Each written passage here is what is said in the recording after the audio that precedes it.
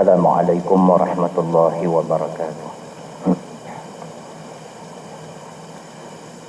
Alhamdulillah, nahmaduhu subhanahu wa ta'ala wa nashkuruh wa nusnihi wa nukabbiruh. Ashhadu an la ilaha illallah wahdahu la syarika lah, wa ashhadu anna sayyidana Muhammadan abduhu wa rasuluh. Wa nusalli wa nusallim ala sayyidin nabiyil karim, sayyidina wa habibina wa maulana Muhammadanil amin, wa ala alihi wa ashabihi ajma'in. Amma ba'd. Ayyuhal mu'minun, ittaqullah, usikum wa iyaya bitaqwallah, faqad fazal muttaqun. Muslimin dan muslimat, mudah-mudahan dirahmati Allah subhanahu wa ta'ala. Di dalam sebuah hadis riwayat daripada Sa'ad ibni Abi Waqqas radhiyallahu anhu, anna Rasulullah sallallahu alaihi wasallam kana yata'awwadhu dubur as-salawat bihaula'il kalimat: Allahumma inni a'udzu bika minal jubni wal bukhli wa a'udzu bika min an arudda ila arzalil umri wa a'udzu bika min fitnatid dunya wa a'udzu bika min fitnatil qabri. Hadis sahih riwayat Imam Al-Bukhari. Di dalam hadis ini seorang sahabat Nabi namanya Sa'ad bin Abi Waqqas, dia menceritakan, kata dia, Nabi sallallahu alaihi wasallam tiap-tiap kali bila habis sembahyang, Nabi sallallahu alaihi wasallam akan minta berlindung kepada Allah Subhanahu wa taala dengan kalimat ini. Tiap-tiap kali lepas sembahyang, Nabi tidak lupa untuk sebut satu doa. Kata Nabi, Allahumma inni a'udzu bika minal jubni. Ya Allah, ya Tuhanku, aku minta berlindung denganmu daripada penakut, wal bukhli, dan daripada bakhil, kedekut, wa a'udzu bika min an arudda ila arzalil umur, dan aku minta berlindung denganmu ya Allah daripada dipanjangkan umur, yang umur itu panjang dalam keadaan hina. Wa a'udzu bika min fitnatid dunya, dan aku minta berlindung denganmu ya Allah daripada fitnah dunia. Wa a'udzu bika min fitnatil qabri, dan aku minta berlindung padamu ya Allah daripada fitnah ataupun ujian di dalam kubur. Hadis sahih riwayat Imam Al-Bukhari. Muslimin dan muslimat yang dirahmati Allah sekalian, ini doa yang maksurah daripada Nabi. Doa yang maksurah maknanya doa yang diambil daripada Nabi sallallahu alaihi wasallam, dan Nabi selalu amalkan doa ini. Lagi sekali kita ulang, Nabi sallallahu alaihi wasallam selalu berdoa, Allahumma inni a'udzu bika minal jubni. Nabi minta berlindung daripada perasaan takut. Maka Nabi sallallahu alaihi wasallam menjadi satu orang manusia yang tidak takut. Tapi Nabi tidak berani sembrono. Tetapi Nabi bukan seorang yang takut nak bercakap benda benar. Wal bukhli, Nabi minta berlindung dengan Allah daripada sifat bakhil dan kedekut. Sifat sayang harta benda sampai tak boleh nak infak pada jalan Allah. Wa a'udzu bika min an arudda ila arzalil umur. Nabi sallallahu alaihi wasallam minta berlindung dengan Allah daripada dipanjangkan umur dalam keadaan hina.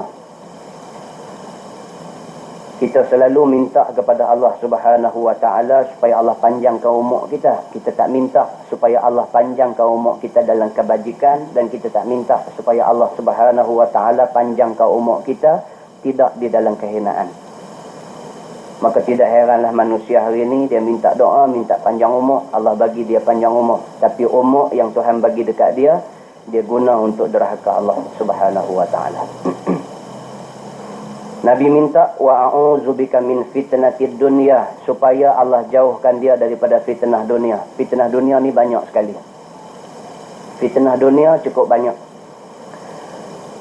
Kita ditakdirkan Allah Subhanahu wa taala jadi orang agama, orang yang mau pada agama, orang yang sayang pada agama, tapi Allah fitnah kita atas dunia, kita dapat anak yang melakukan perbuatan dosa. Itu dia panggil fitnah dunia. Bapaknya baik sekali, tapi PL perangai anak menyebabkan nama bapak tercemar sama. Maka bapak yang seperti ini, bapak yang dikenakan oleh Allah fitnah dunia. Na'udzubillahi min zalik. Wa a'udzubika min fitnatil qabri. Nabi minta Allah lindungi dia daripada dalam kubur kena fitnah.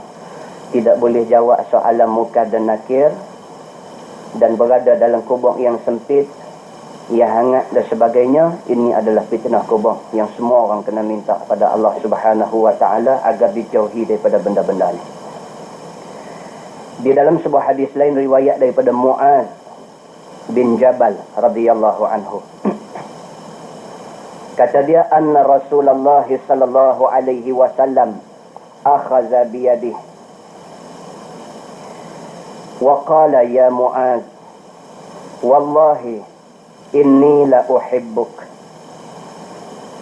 Faqala usika ya Muaz, la tada'anna fi duburi kulli salatin taqul Allahumma a'inni ala zikrik wa syukrik wa husni ibadatik. Atau kama qala, hadis riwayat Imam Abu Daud. Muaz bin Jabal cerita, kata dia satu hari ketika dia duduk sebelah Nabi sallallahu alaihi wasallam, tiba-tiba Nabi sallallahu alaihi wasallam pegang tangan dia. Nabi pegang tangan Muaz bin Jabal. Wa qala, Nabi kata pada Muaz, ya Muaz. Nabi kata, wahai Muaz, wallahi inni la uhibbuk. Senang kan nak dapat yang ni? Nabi SAW duduk di sebelah Muaz, seorang sahabat dia. Nabi pegang tangan Muaz. Nabi kata, wallahi, Nabi kata, demi Allah, inni la uhibbuk, sesungguhnya aku sayang kamu. Semua orang nak cari peluang ni. Semua orang nak cari peluang macam ni. Nak boleh duduk sebelah Nabi tu susah. Nak boleh jadi orang kuat Nabi lagi susah. Nak boleh Nabi pegang kita amat susah. Nak boleh Nabi kata ke kita, inni la uhibbuk, demi Allah aku sayang kamu, lagi susah. Muaz bin Jabal, seorang sahabat Nabi, satu hari Nabi SAW pegang tangan dia. Nabi kata, wallahi, demi Allah, inni la uhibbuk, sesungguhnya aku sayang kamu sungguh-sungguh. Faqala, Nabi kata dekat dia, usika ya Muaz, aku berpesan pada kamu wahai Muaz, la tada'anna fi duburi kulli salah, janganlah sekali-kali kamu lupa, jangan sekali-kali kamu tinggalkan, bila lepas sahaja kamu sembahyang, katalah Allahumma a'inni ala zikrik wa syukrika wa husni ibadatik. Nabi kata, Muaz, aku sayang kamu, jangan kamu lupa pesan aku ini. Selepas semayang, doalah kepada Tuhan, Allahumma a'inni, ya Allah, ya Tuhanku, tolonglah aku, ala zikrik, untuk ingat kamu. Kita kena minta dekat Tuhan supaya Tuhan jadikan kita manusia yang tak lupa dia. Kita lupa, kita lupa, kita tak lupa selalu, tapi kita selalu lupa. Kita selalu jadi macam tu. Kita ingat Tuhan, tapi dalam banyak-banyak ingat tu, banyak kali lupa. Dalam semayang, insya-Allah kita ingat Tuhan. Lepas semayang, duduk atas sejadah, insya-Allah kita ingat Tuhan. Bila kita lipat sejadah bangkit keluar, kita mula lupa Tuhan. Bila kita duduk di rumah dengan anak isteri, kita lupa Tuhan. Bila kita duduk depan televisyen, kita lupa Tuhan. Kita duduk di tempat kerja, kita lupa Tuhan. Bila mai waktu makan tengah hari, semayang zuhur, baru ingat pula dekat Tuhan. Banyak masa lupa daripada masa ingat pada Tuhan. Maka Nabi SAW pesan kepada sahabat dia yang dia amat sayang. Nabi kata dekat dia, wahai Muaz, jangan kamu lupa minta pada Tuhan.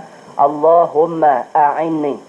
Ya Allah, ya Tuhan, mudahkanlah aku, tolonglah aku ala zikrik, untuk ingat kamu. Wa syukrik, dan mudahkanlah aku, senangkanlah aku, tolonglah aku untuk bersyukur pada kamu. Wa husni ibadatik, dan bantulah aku untuk aku memperbaiki ibadat aku pada kamu. Muslimin dan muslimat yang dirahmati Allah sekalian, ini pesan Nabi SAW. Kalau kita ambil ingat pesan ni, kita dapat kebahagiaan dunia akhirat. Nah, lagi sekali kita ulang, Nabi SAW sendiri amalkan tiap-tiap kali lepas semayang, dia minta doa pada Tuhan supaya Allah tidak jadikan dia orang yang penakut, supaya Allah tidak jadikan dia orang yang bakhil dan kedekut, supaya Allah tidak jadikan dia panjang umur di dalam kehinaan, supaya Allah jauhi dia daripada fitnah dunia, dan supaya Allah selamatkan dia daripada fitnah kubur. Nabi SAW pesan kepada sahabat yang dia amat sayang, Muaz bin Jabal, supaya tiap-tiap kali lepas semayang kita minta doa pada Tuhan supaya Allah Subhanahu Wa Taala bantu kita untuk ingat dia, supaya Allah bantu kita untuk bersyukur pada dia, dan supaya Allah bantu kita untuk memperbaiki ibadat yang kita duk buat pada dia.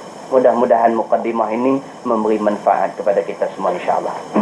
Kita menggunakan kitab Muhimmah fi ilmi al-hadis.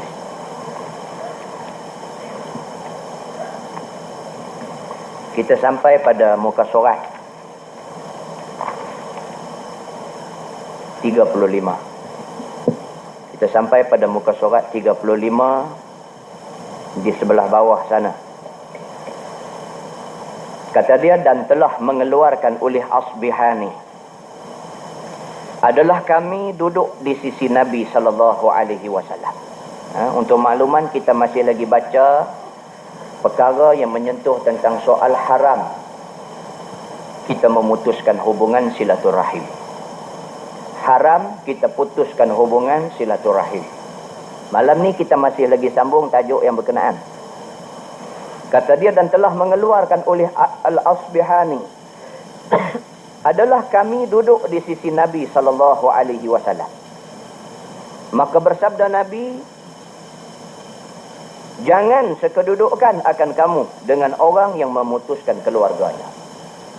Satu hari sahabat-sahabat duduk sama dengan Nabi dalam majlis ilmu Nabi. Tiba-tiba Nabi bersabda, Nabi kata, aku nak pesan dekat kamu semua, jangan duduk kawan dengan orang yang putuskan silaturahim. Jangan duduk sama dengan orang yang memutuskan silaturahim. Bila Nabi kata begitu, maka berdirilah satu orang daripada perhimpunan itu. Sebaik-baik sahaja Nabi kata macam tu, bangkit satu orang laki-laki. Maka datanglah ia akan makmuda baginya yang telah berlaku di antara keduanya itu setengah daripada suatu perbantahan. Sebaik-baik sahaja Nabi pesan, kita jangan duduk, kita ni jangan kawan dengan orang yang memutuskan hubungan silaturahim dengan keluarga. Bila Nabi kata lagu tu, kata bangkit satu orang, bangkit terus keluar daripada majlis Nabi, pergi jumpa dengan mak penakan dia. Sesungguhnya kawan yang bangkit daripada majlis Nabi ini, dia ni ada masalah dengan mak penakan dia. Masalah bertengkar dan tak bertegur sekian lama dengan mak penakan dia. Bila Nabi kata, jangan ada orang Islam, sahabat-sahabat aku yang berkawan dengan orang-orang yang putuskan hubungan kekeluargaan. Bila Nabi kata lagu tu, dia rasa kena ke dia. Terus bangkit, terus tinggal majlis ilmu Nabi, terus pergi cari mak penakan yang dia duk berkelahi selama ni. Dan meminta ampun ia akan perbantahannya itu. Kemudian kembali ia pada majlis perhimpunan dahulu itu. Bangkit pergi cari mak penakan dia, pergi suar tangan minta ampun, minta maaf dekat mak penakan dia. Kerana Nabi SAW sudah pesan tadi, jangan kawan dengan orang yang putihkan hubungan silaturahim dengan adik-beradik ni. Dia terus pergi cari mak penakan dia yang dia berkelahi sekian lama, minta ampun, minta maaf dekat mak penakan dia, selesai, balik semula ke dalam kuliah Nabi SAW. Bila sampai dalam majlis Nabi, maka bersabda Nabi SAW bahawa sesungguhnya rahmat Allah tidak turun ia atas kaum, padahalnya ada di dalam kaum itu seorang yang memutuskan keluarganya. Dia balik mai, dia duduk, Nabi bersabda. Nabi kata, aku nak bagi tahu dekat hampa. Tak guna hampa jadi orang yang semayang di saf depan, tak guna hampa jadi orang yang banyak baca Quran, tak guna hampa jadi orang yang duk bercakap pasal Islam kalau sekiranya hampa ada putih hubungan adik-beradik. Tidak ada guna hampa buat benda ni semua kerana rahmat Allah tidak turun kepada orang yang putih adik-beradik. Nabi kata macam tu. Baik, dan diceritakan daripada Baqir bahawa sesungguhnya bapa Zainul Abidin berkata, ia, jangan engkau berbuat sahabat akan orang yang putuskan keluarganya. Di kalangan ulama sendiri pun pesan. Maka bahawa sesungguhnya aku dapat akan dia kena laknat di dalam kitab Allah pada 3 tempat. Maka adalah segala orang yang memutuskan rahimnya itu tiada masuk ke dalam syurga, seperti yang telah tersebut di dalam beberapa hadis Nabi SAW. Tetapi adalah rohnya, kemudian daripada matinya itu, berhimpun semuanya itu di dalam telaga barhut di atas mulut neraka Jahannam. Ini sabit dengan hadis Nabi. Nabi kata orang yang putih hubungan adik-beradik, sampai mati, dia dalam keadaan bermusuh dengan adik-beradik dia. Maka orang yang macam ni tidak masuk ke dalam syurga Allah. Maka orang yang macam ni, roh mereka sebaik-baik sahaja mati, roh mereka direndam di dalam satu telaga yang dinamakan telaga barhut. Tak lagi dah cerita. Dan telaga barhut tadi bukan daripada hadis yang sahih. Dia bukan daripada hadis yang sahih, tapi diriwayatkan di dalam sebuah hadis cerita tentang telaga barhut itu.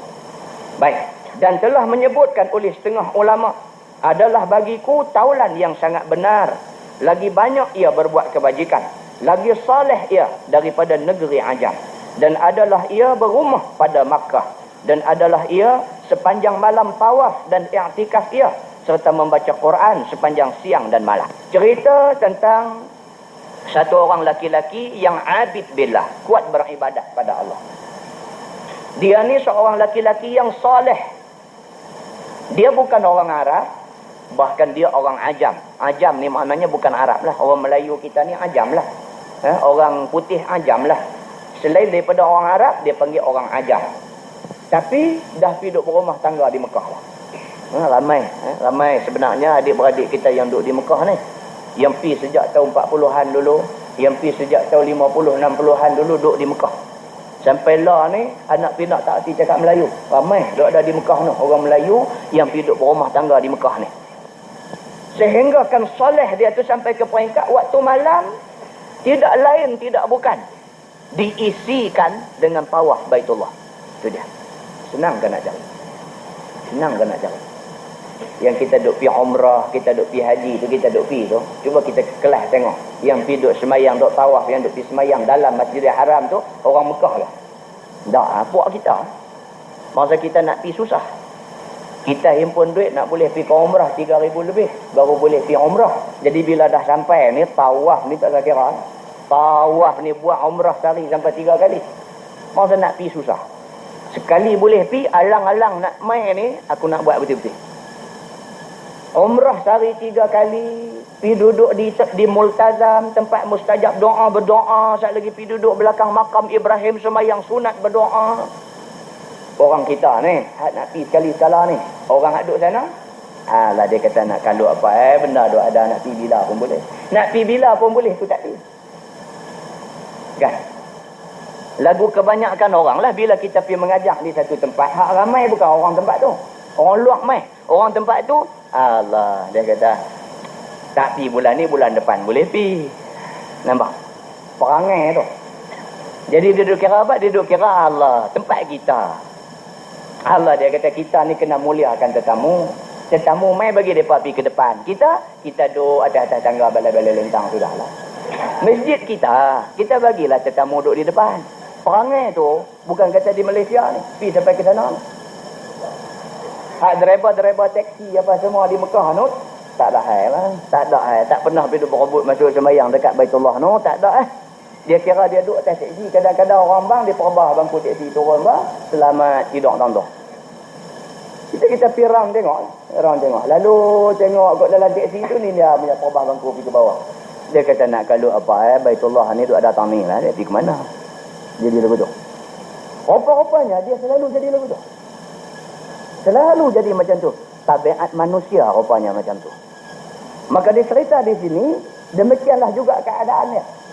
Dia ni orang ajam, pergi duduk di Mekah, berumah tangga di Mekah, tapi dia ni jadi orang yang soleh di Mekah.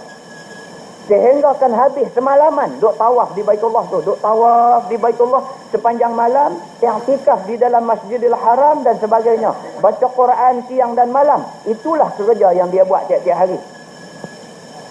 Dan dia buat benda ni bukan seminggu, bukan 2 minggu, bukan setahun, bukan 2 tahun. Dia kata bahkan dia di atas hal yang demikian itu beberapa lama tahun yang amat banyak. Lama dah dia iltizam, dia istiqamah dengan kerja tu. Jaga. Nabi kata amalan yang paling baik itu ialah amalan yang sedikit tetapi istiqamah. Tak guna kita gelut seminggu ni, Allahu Akbar, tidur pun tak rongkai serban. Punya bagus seminggu ialah. Sampai tidur pun tak rongkai serban, sampai bini pun naik takut. Bini kata ayah dia serban buka lah dulu nak tidur. Dia kata tak apa, tidur dengan serban pahala besar. Ya. Lepas seminggu, gerak bangkit subuh pun tak bangkit lah. Tak mau lagu tu, tak mau. Dia mau biar buat sikit tak apa, tapi istiqamah. Kita hadut main mengaji ni, na'udzubillah min zalik lah. Tapi biasa jadilah. Dia tahan takat sebulan. Dia tahan takat 2 bulan. Dia tahan takat setahun. Ada setahun. Dia boleh istiqamah ikut kuliah ni setahun. Kita pergi mana pun ada aja muka dia. Setahun. Lepas setahun, ekor serban dia pun tak ada. Ada jadi macam tu. Maknanya tu kawan kita. Kita pun kemungkinan jadi macam tu. Kemungkinan jadi macam tu. Kalau tak beringat, kita jadi macam tu. Ada kawan yang lah ni jadi macam tu. Dulu dia condemn orang yang jadi macam tu. Ada juga. Lah ni dia jadi macam orang hak dia condemn dulu. Dulu masa dia tengah kuat dulu, dia duk condemn orang. Allah, dia kata apa hari, dia kata lagu tu lah ustaz no, kita takut jadi lagu tu.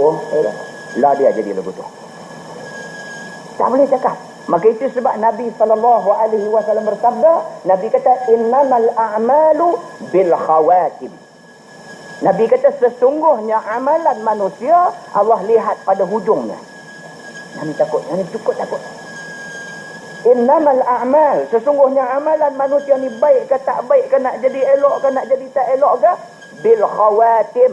Tengok penutup hidup ni. Kalau last sekali sebelum mati itu hal keadaan dia cantik, alhamdulillah. Tapi kalau awal ni punya elok macam-macam, sebulan sebelum mati dia rosak. Dia mati dalam keadaan yang tak elok. Na'udzubillah min zalik. Yang ni tak boleh cakap besar, melainkan kena minta dekat Tuhan Allah. Itulah yang kita nak kaitkan dengan Nabi SAW. Nabi berdoa sampai teriak-teriak. Nabi doa, Rabbana la tuzigh qulubana ba'da idh hadaitana wa hab lana min ladunka rahmah innaka antal wahhab. Ya Allah, ya Tuhan, jangan kamu gelincirkan hati kami.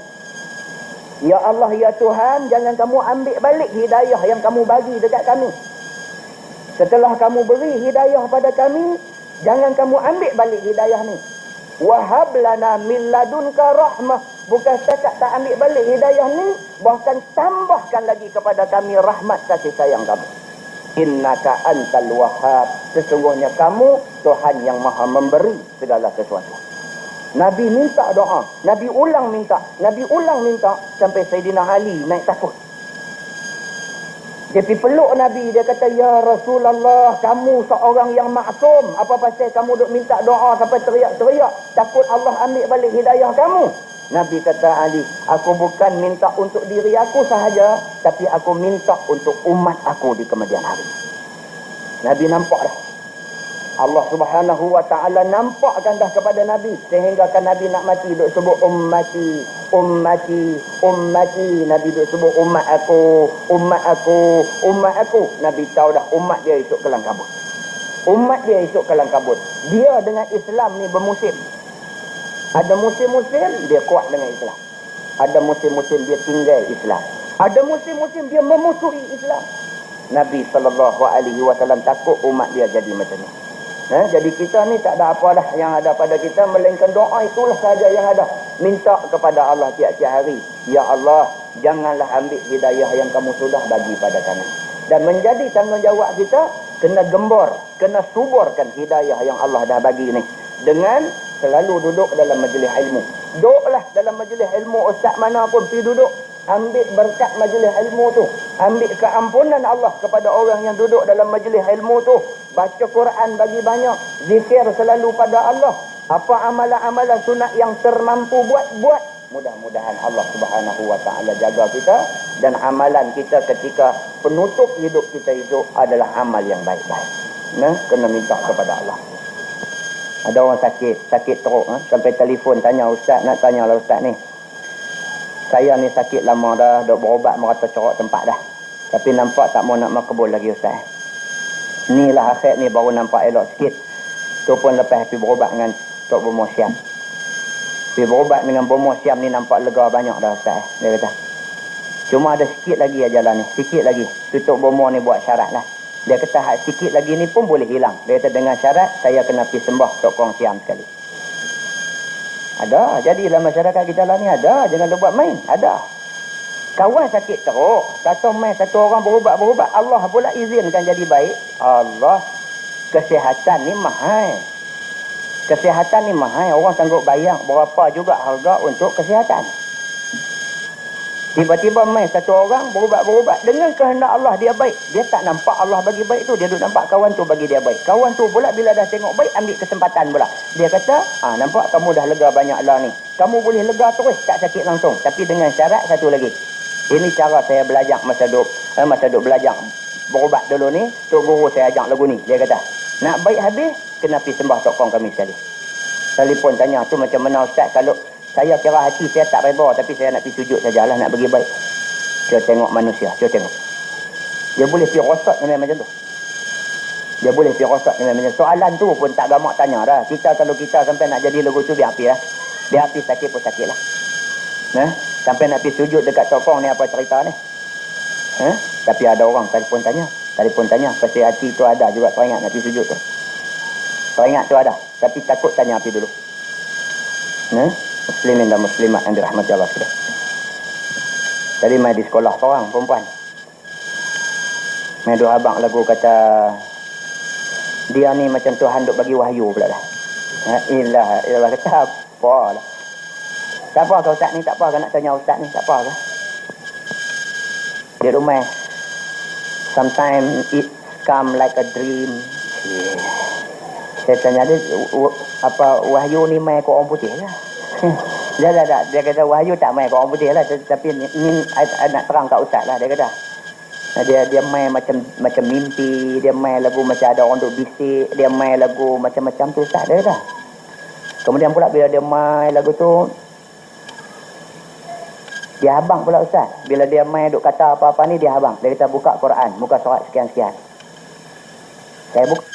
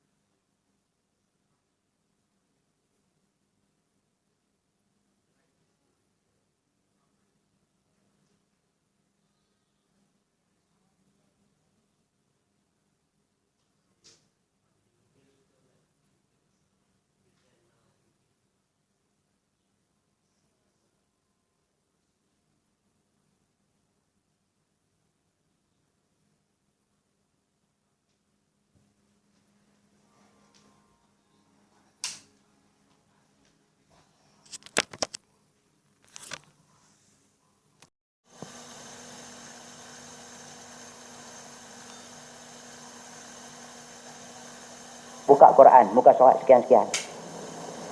Saya buka. Saya bangkit, saya buka. Saya buka. Ayat yang dia sebut dalam muka surat sekian-sekian tu saya buka tengok. Ayat tu memang dia bercakap pasal saya. Oh, rumai lagu tu pula dah. Saya kata lagu ni, Quran ni memang bercakap pasal kita. Hang buka muka surat berapa pun cakap pasal kita. Memang Quran lagu tu. Tak ada lah buka-buka lagu duk cerita pasal kabota ke apa. Tapi duk cerita pasal bulldozer ke apa, tak ada. Dia buka-buka tu cerita pasal orang lah. Orang kita kata. Jadi jangan duk perasan kata dia memang dah. So, cerita lagi. Kata macam mana lagi jadi? Oh, nak cerita lagi lah. Tapi walau macam mana pun Ustaz, dia kata saya rasa dia kata kira change. Kalau dulu saya ni macam ni lah ni saya berubah Ustaz. Dia kata lah ni satu malam 3 kali saya bangkit sembahyang sunat. 3 kali bangkit. Saya kata tu dia orang lain dia bangkit sekali aja. Dah betul Ustaz. Dia kata saya bangkit 3 kali. Awal malam sekali saya tidur Ustaz, saya nanti jaga. Awal malam saya semayang. Lepas tu saya tidur balik. Saat lagi pertengahan malam saya nanti jaga pula. Saat lagi dekat nak ujung, dekat nak subuh tu saya nanti jaga awal juga. Dia kata 3 kali Ustaz. Dan jaga tu pun pasal macam ada satu benda main gerak saya. Macam satu benda main gerak. Bila jaga ni dia lagu macam doa abang kata hang kena pergi semayang. Saya kata kalau cakap tu bagus lah. Saya kata pesan kat dia suruh gerak je tiap malam. Kalau cakap tu bagus. Lagi cerita apa lagi? Dia pun lagu doa abang. Tapi cakap yang dia doa abang tadi tu nampak lagu suruh elok-elok lah semua. Saya kata okey, walau apa pun saya kata benda ni boleh diandaikan dua. Kata yang pertama mungkin ini tanda Tuhan nak pilih kita bagi jadi baik. Saya kata mungkin juga. Sebab Nabi kata may yuridillahu bihi khairan yufaqihu fiddin. Siapa yang Tuhan nak dia jadi baik, Tuhan fahamkan dia tentang agama. Mungkin itu andaian yang pertama. Tapi yang kedua, kata andaian yang kedua takut in between. Mula-mula dia duk suruh kita buat baik. Dalam pada celah tu, dia masuk main benda agama tak bagi buat kita buat. Pasal apa? Pasal kita duk faham kata bisikan ni bisikan daripada Tuhan. Masa tu kita sesat. Kata dia. So cerita dia lah ni macam ni. Kata, apa juga benda konsult dengan orang yang reti. Kalau macam tu saya main jumpa Ustaz selalu. Jangan. Jumpa selalu ni buah tak cantik.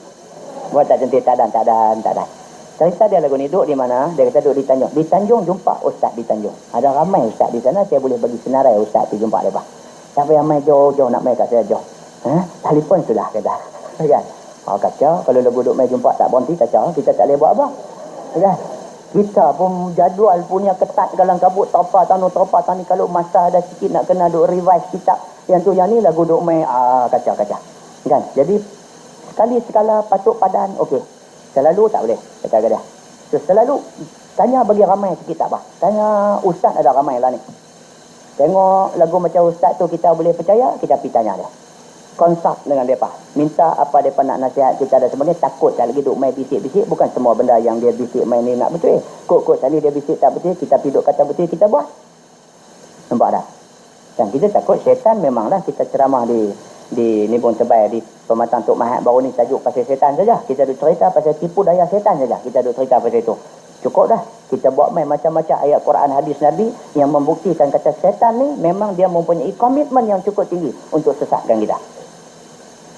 Dia kata wahai Tuhanku, oleh kerana kamu sudah sesatkan aku, setan kata, la ughwiyannahum ajma'in. Aku berjanji di depan kamu, aku akan sesatkan manusia semuanya. Jaga baik. Dan dia akan sesatkan kita dengan macam-macam cara. Pemimpin disesatkan cara pemimpin. Ulama disesatkan cara ulama. Peniaga disesatkan cara peniaga. Dia akan masuk ke tempat-tempat yang sesuai pada orang-orang yang sesuai. Jaga baik-baik benda ni. Muslimin dan muslimat yang dirahmati Allah SWT. Baik. Jadi hamba Allah tadi dia satu orang yang cukup kuat melakukan ibadat, tawaf, i'tikaf, baca Quran dan sebagainya. Dan dia dah buat amalan tu bukan baru 2-3 hari, bukan 2-3 tahun. Bahkan dah lama dah dia masih istiqamah dengan amalan itu. Maka kirimkan akan dia, akan emas aku. Dan belayar aku akan negeri Yaman. Satu orang ni, dia amanahkan emas dia kepada orang yang kita ceritakan sebagai kuat ibadat tadi. Noh, hang tolong jaga emas aku nak pergi belayar ke negeri lain. Tolong jaga sah. Maka dapat aku akan dia sesungguhnya sudah mati ia. Maksudnya bila dia balik daripada belayar sampai di kampung, tanya-tanya dia berkata orang tua tu mati dah. Sama macam kes tadi juga. Maka bertanya akan segala anaknya daripada emas aku. Maka menjawab mereka itu, tiada bagi kami tahu. Apa juga. Dia balik-balik daripada belayar sampai-sampai nak pergi tanya emas dia dululah. Pergi cari, dia kata orang tua ni mati dah. Pergi cari anak-anak dia, waris-waris dia tanya, anak-anak kata kami tak tahu apa. Dan tiada pula kami mengetahui barang yang engkau kata itu. Anak-anak ni kata, ni hang cakap apa ni kami tak tahu. Sampai begitu sekali. Maka duduklah aku hal keadaannya duka cita. Sedihlah, habislah dia kata duit aku amanah ni tak ada dah. Maka berjumpa akan daku oleh Malik bin Dinar. Ni nama seorang, seorang sahabat, Malik bin Dinar. Maka bertanya ia bagiku, apa pekerjaan kau wahai saudaraku? Malik bin Dinar ni lalu-lalu tengok kawan ni duk melengung, nampak macam orang susah hati. Dia pun tanya, hang ni apa hal? Hang ni apa hal? Maka aku khabarkan akan dia akan kisahnya. Dia pun habang dah, aku ni masalah.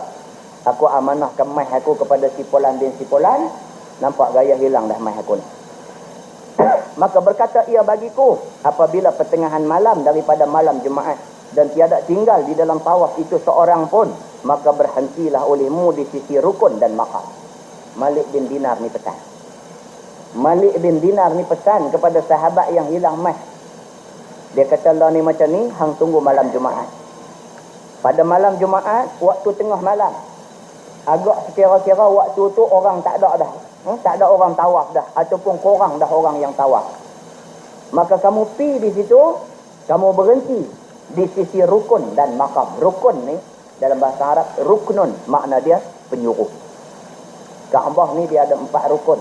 Maknanya 4 penjuru. Rukun Yamani, rukun apa tu lagi. Dia ada 4 penjuru.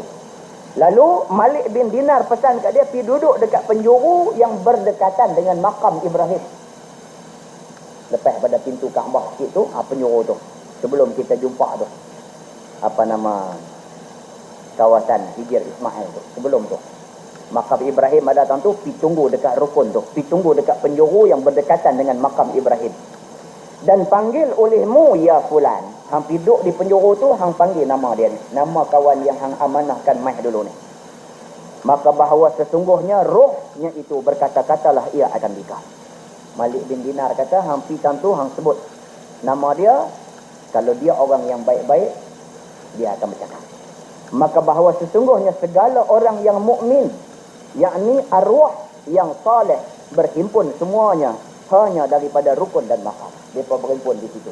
Kata Malik bin Dinar. Maka bertanya olehmu akan dia daripada emas engkau. Masa tu hang tanya, mai hang duk tang mana? Maka tak kala adalah malam Jumaat, maka berbuat aku seperti barang yang menyuruh ia akan daku. Maka tiada berkata akan daku oleh seorang pun. Dia pergi duduk di penjuru dekat makam Ibrahim tu, duk sebut nama hamba Allah ni ya fulan panggil, tak ada bunyi suara apa. Maka tak kala berpagi-pagi, maka aku pun berkhabarlah akan dia dengan barang yang berlaku perbuatan aku semalam. Maka berkata Malik bin Dinar, inna lillahi wa inna ilaihi raji'un. Lelaki ini tengah daripada isi neraka.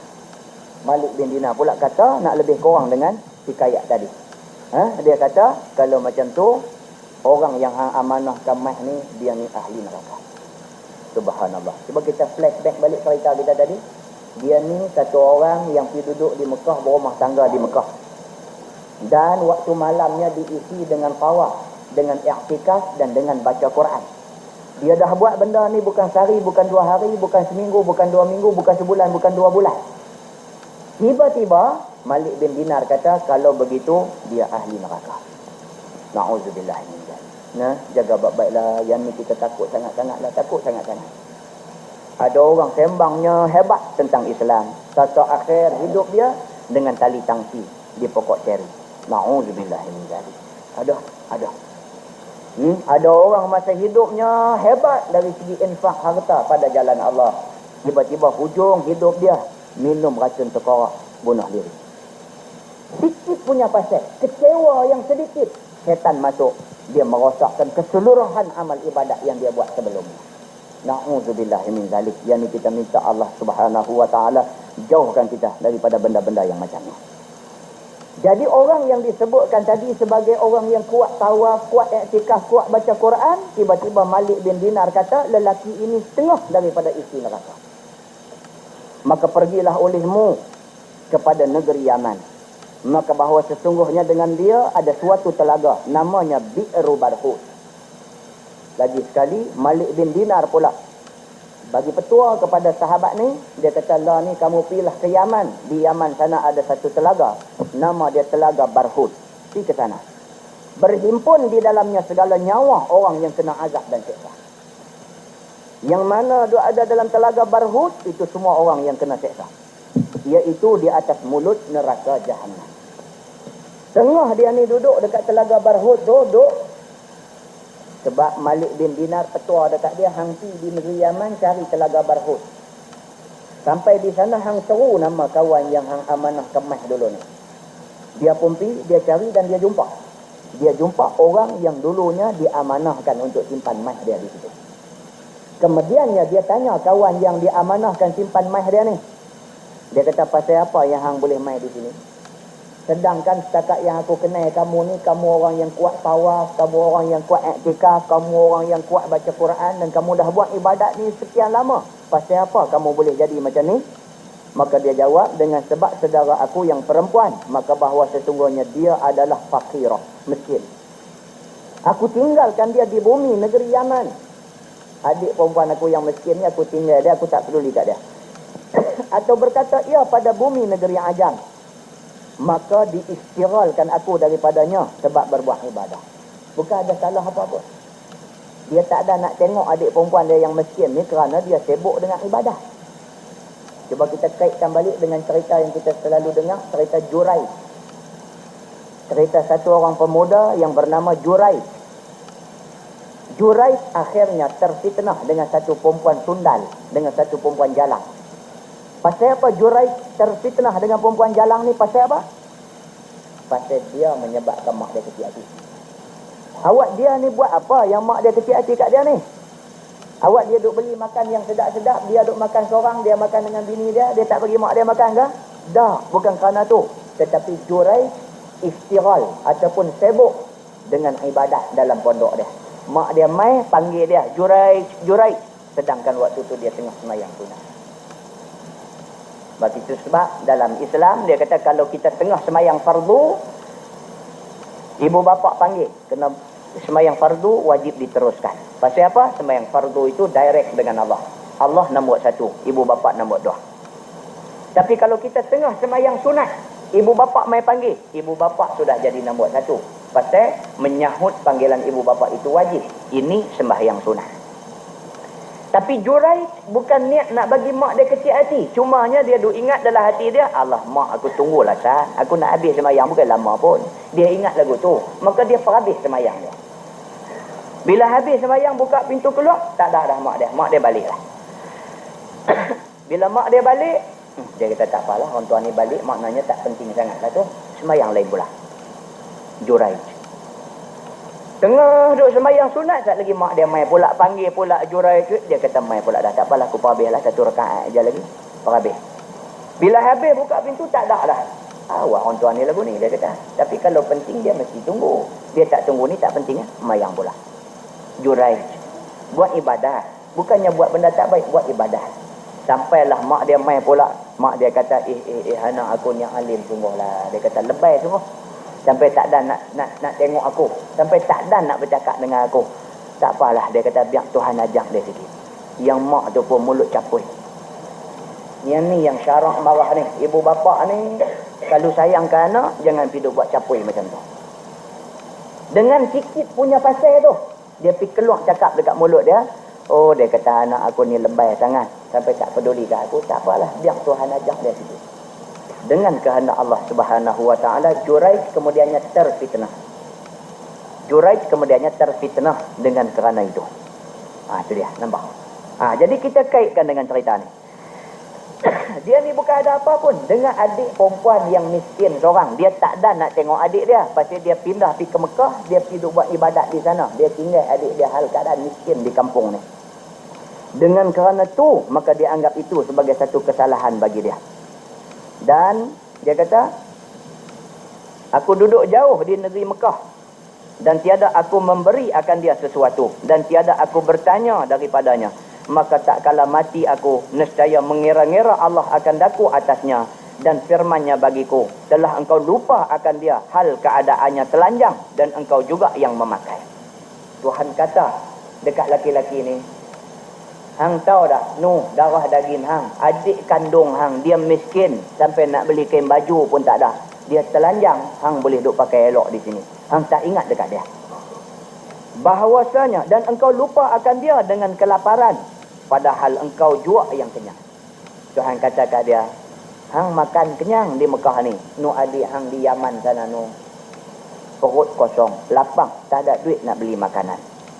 Demi kebesaranku dan kekerasanku, bahawa sesungguhnya tiada aku kasih sayang akan orang yang memutuskan kasih keluarganya. Bawa pergilah olehmu, wahai malaikatku, dengan dia kepada bi'ri barhut. Tuhan marah macam ni. Tuhan marah dekat orang yang tak peduli adik-beradik ni. Aku tak boleh, Tuhan kata, orang yang memutuskan hubungan kekeluargaan ni, aku tak suka, aku benci.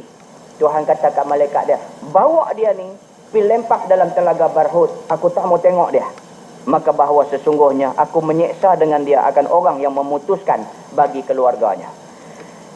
Maka mudah-mudahan, hai saudaraku, bahawa engkau pergi kepadanya dan engkau lihat atas halnya dan engkau minta akan dia, yakni akan saudara aku yang perempuan itu, bahawa menjadikan ia akan daku di dalam halal. Lalu laki-laki ni pun minta dekat kawan hak mai cari dia di telaga barhut ni. Lah ni dia kata, aku nak minta tolong hang satu aja. Hang tolong pi cari adik perempuan aku hak miskin ni. Tolong pi cari dia, minta halal lah segala apa yang aku buat silap dekat dia, minta ampun dekat dia. Mudah-mudahan kalau adik perempuan aku ni mau mengampunkan aku, Allah Subhanahu wa taala lepaskan aku daripada malapetaka ni. Dan Allah memaafkan aku, maka tiadalah bagiku suatu dosa kepada Allah yang lain daripada dosa ni. Dia kata, aku duk rasa hak lain aku tak buat dah. Dosa lain tak ada aku ni. Aku jaga eloklah diri aku ni. Cuma aku sangkut tang ni satu aja. Tang adik perempuan ni aku tak jaga. Tang ni aku sangkut.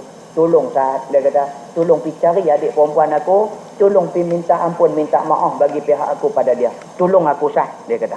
Maka pergilah aku kepada tempat yang berkata, ya, sesungguhnya emas itu ditanam di sana. Mula sekali tengok emas dulu lah. Mula sekali tengok emas dulu. Bak tolong ni nak buat doa. Pipi tengok ada sungguh emas di situ.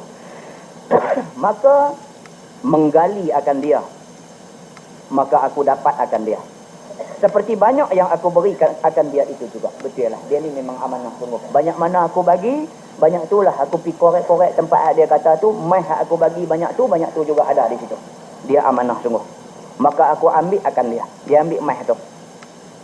Dan lalu aku pergi kepada saudaranya. Serta aku khabarkan akan dia dengan khabarnya. Dia pun pergi sampaikan berita hak abang Nupetan tadi. Pergi tolong habak ke adik perempuan ni. Maka menjadikan ia akan dia di dalam halal. Yakni maaf daripada barang yang telah terdahulu perbuatannya. Bila pergi habaq dekat adik perempuan ni kata, tak apalah, saya maafkan abang saya. Dan mengadu ia kepada aku akan fakirnya dan baruratnya. Yakni, maka aku pun berilah akan dia suatu daripada emas yang dapat itu. Ini kawan ni pula. Dah dia dapat emas, dia pergi cari adik perempuan kau ni, dia sampaikan pesan abang ni tadi.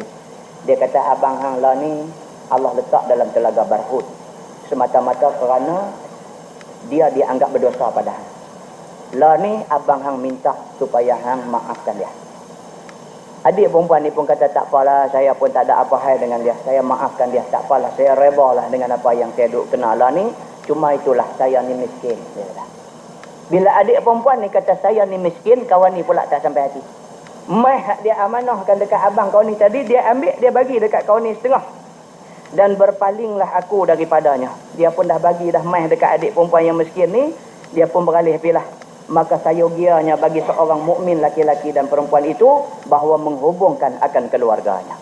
Dia pun buat kesimpulan, dia kata sesungguhnya kita ni hubungan adik-beradik kena jaga. Hubungan adik-beradik kena jaga dan berkasih-kasihan dengan dia. Iaitulah setengah daripada segala ibadah yang menghampirkan diri kepada Allah Subhanahu wa taala. Amat besar pahalanya. Dan barang siapa yang memutuskan keluarganya, iaitu setengah daripada segala maksiat yang dilaknat Allah Subhanahu wa taala. lagi jauhlah ia daripada rahmatnya.